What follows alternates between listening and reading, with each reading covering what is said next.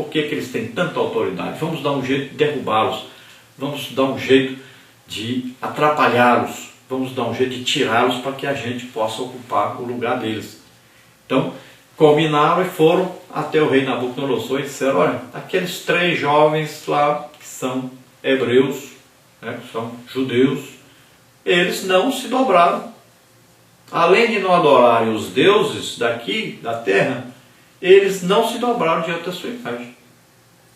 Então Nabucodonosor fica furioso, chama os jovens e diz: é verdade isso, que vocês, além de não se dobrarem aos nossos deuses, vocês não se dobraram perante a imagem que eu fiz? Então eles disseram: nós não nos dobraremos diante da sua imagem, nós só servimos a um Deus. Então Nabucodonosor manda de novo tocar os instrumentos e diz, dá uma oportunidade para eles. Diz: olha, se vocês não se dobrarem, vocês vão para a fornalha de fogo ardente. Vão ser queimados vivos. E eles disseram então: olha, nós servimos ao Deus verdadeiro, confiamos nele, sabemos que ele vai nos livrar. E se não nos livrar, mesmo assim, saiba o Senhor, nós não vamos nos dobrar nem diante dos seus deuses e nem diante da imagem. Então, toca-se novamente a música, eles não se dobram, então Nabucodonosor manda lançá-los dentro da fornalha de fogo ardente e manda aquecer mais ainda para não ter o perigo nem de se queimarem pouco, mas de serem realmente destruídos totalmente, imediatamente. E nós vamos ver que as pessoas que vão conduzi-los para lançá-los na fornalha de fogo ardente, essas pessoas morrem, porque não aguentam tanto calor que estava ali, que estava aquecida 7 vezes mais aquela fornalha. E eles são lançados lá dentro, e quando Nabucodonosor olha, não vê 3, mas vê 4 pessoas lá dentro. E ele então diz que um deles é semelhante aos deuses, né? E ele não sabe, mas quem está ali é o próprio Jesus Cristo, caminhando no meio daquele fogo junto com eles. E eles são livres de tal maneira que nem um cheirinho, pelo menos, de fogo, de fumaça, alguém cheira e percebe. Então, foi um milagre tremendo de Deus, um livramento tremendo, mostrando novamente a Nabucodonosor que quem mandava era Deus, que o sonho que ele revelou era esse mesmo e não poderia mudá-lo, ele não poderia confrontar Deus. Deus havia dado para ele uma revelação, e a revelação era verdadeira e ia se cumprir, e não tinha como ele mudar isso. Deus é o Deus Todo-Poderoso, que está no controle de tudo. Não é Nabucodonosor que iria mudar os planos de Deus, que iria desobedecer a Deus e que iria suplantar as ordens de Deus. Então, parte 1 aí, a tentativa de se instituir uma religião mundial. Tópico 1, a grande estátua.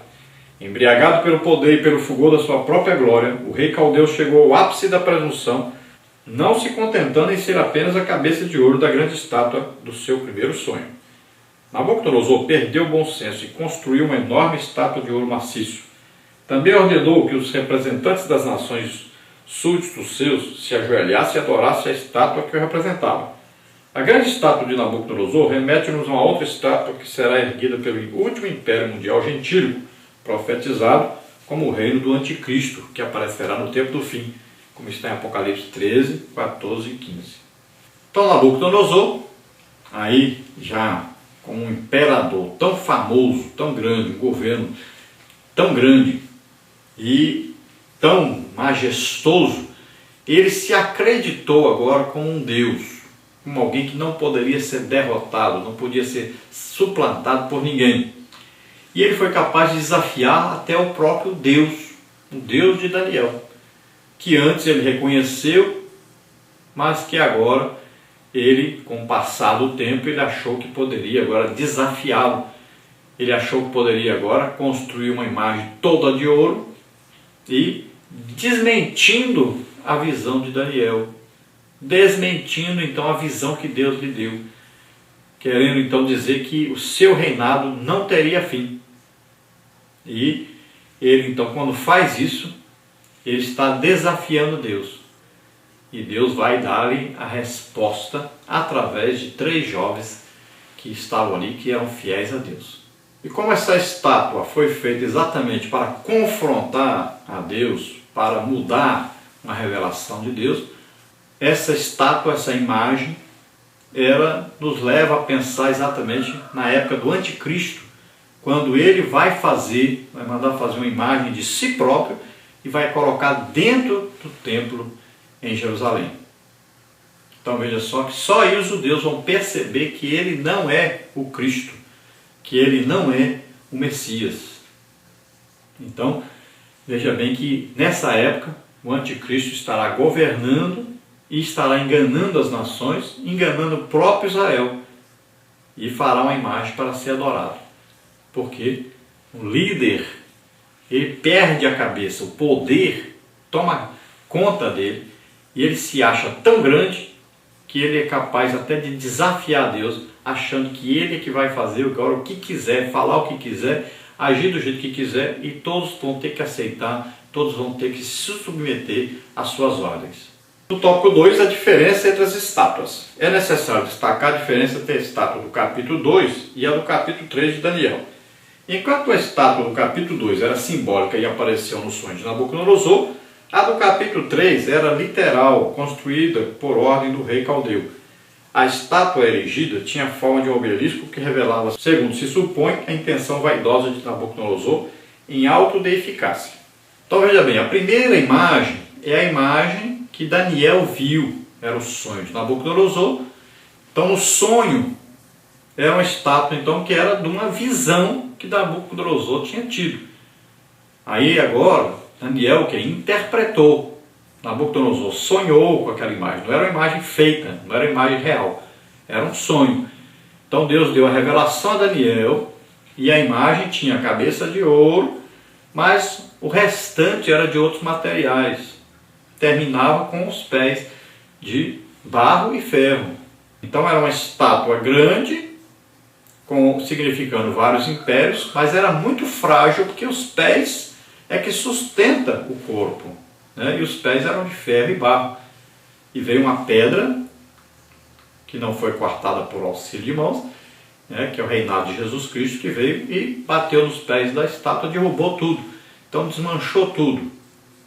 Era como se estivesse dizendo assim, todos os reinos foram falhos, nenhum deles conseguiu fazer o que Deus desejava que se fizesse. Então vem agora um reino perfeito. Então acabam-se todos, começa um novo, que era o reino de Cristo, né? E que vai ser o reino milenial de Cristo aqui na Terra. Então veja só que aquilo era um sonho e uma revelação que Deus deu a Daniel daquele sonho, significando os reinos e depois o reino de Cristo, que tomou conta do mundo inteiro, governou o mundo inteiro. Agora não, a outra estátua, que é essa que nós estamos estudando hoje, agora foi feita por homens, não foi um sonho, era uma real estátua, real imagem, mandada a fazer pelo rei Nabucodonosor, com a intenção exatamente de apagar da mente das pessoas aquela imagem de antes. Imagine, todo mundo já sabia daquilo, do sonho dele, da interpretação, já que ele disse que ia matar todos os sábios, né, os astrólogos, tudo, por causa daquele sonho. Imagine, quando o sonho foi revelado, todos no Império Babilônico souberam da revelação do sonho, o que significava, né, o que o rei tinha sonhado, o que significava.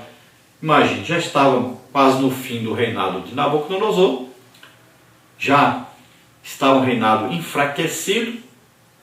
Imagine, todos diriam assim, o sonho, olha, está aí realizando, já está para se acabar o reinado de Nabucodonosor. Veja bem que todo líder, quando a sua liderança está no final, só ele não percebe, todos percebem, menos ele. Está na hora de sair, mas ele não percebe. Os outros percebem, mas ele não consegue perceber. E assim estava a situação de Nabucodonosor. Só ele não percebia que o seu reinado, o seu império já estava no fim. Então o que ele faz? Ele toma a atitude de fazer uma imagem toda de ouro e dizer, olha, é mentira esse negócio de só cabeça de ouro. A estátua é toda de ouro, quer dizer que meu império não tem fim. Quando eu morrer vai passar para o meu filho, depois para o outro filho e tal, para o filho dele e tal, e vai. Meu reino não tem fim. Isso aí é um sonho mentiroso, é isso que ele estava querendo dizer. E ele chama a todos então, e não mais é um líder, ele agora é um chefe. Ele obriga as pessoas a adorar aquela imagem, a reconhecer o seu poder, a sua autoridade. Porque o líder é aquele que é amado, respeitado, as pessoas o obedecem porque o amam. Já o chefe é aquele que todos o respeitam porque ele é o chefe, para não perder o emprego, para não perder a posição dentro do governo e tal. Então, obedecem na marra, forçados, né? É como o caso do islamismo, por exemplo. Ou a pessoa obedece, ou a pessoa se torna da sua religião, ou morre. É a força, né? Já o reinado de Cristo, o reino de Cristo, o reino espiritual, é diferente. Você voluntariamente aceita Jesus como Senhor e Salvador da sua vida. E você ama a Jesus. Você o serve porque ama. E não porque é obrigado a servir. Ele não vai te matar porque você não quer ser cristão, né? Então é opcional. Então tudo que é obrigado é porque não existe amor. Então Nabucodonosor obriga que as pessoas o adorem e faz com que todos se ajoelhem ali diante da sua imagem, reconhecendo o seu poderio e o seu governo. Então, na marra, à força. Mas estavam 3 jovens ali que não se submeteriam. Então, o tópico 3, a inauguração da estátua de ouro. Com o coração engrandecido, Nabucodonosor desejou ser adorado como Deus. Não lhe bastou a revelação de que o único Deus verdadeiro triunfaria na história. Ele preferiu exaltar a si mesmo e aos seus deuses. O objetivo era escravizar todos os seus súditos e obrigá-los a servir as divindades caldeias. Ele queria uma religião totalitária em que as pessoas obedecessem não pela lealdade, mas pela força bruta. Então veja só que Nabucodonosor desejava agora ser adorado como um Deus e que todos adorassem a ele e aos deuses que ele adorava também. Então ele queria unificar todas as religiões que existiam no seu império em torno então de si próprio como um Deus. E se ele adorasse algum Deus, todos deveriam adorar aquele próprio Deus. Então não tinha como se ter várias religiões, vários deuses. Era Nabucodonosor como centro da adoração, uma religião só, um Deus só, sendo o Deus falso, né? Mas infelizmente ele então se esqueceu que Deus já havia dito para ele que o seu reinado teria fim, que viriam outros reinados, outros impérios, e que no final de tudo, Deus mesmo governaria a terra. E ele já sabia disso, foi revelado para ele, mas ele queria, na verdade, era contradizer a revelação de Daniel. Ele queria, na verdade, desafiar Deus. Ele queria provar para todos que ele é que era Deus, ele que era aquele que ia governar para sempre, que ninguém poderia substituí-lo, ninguém poderia retirar o seu império, não existiriam outros impérios. É isso que ele queria fazer.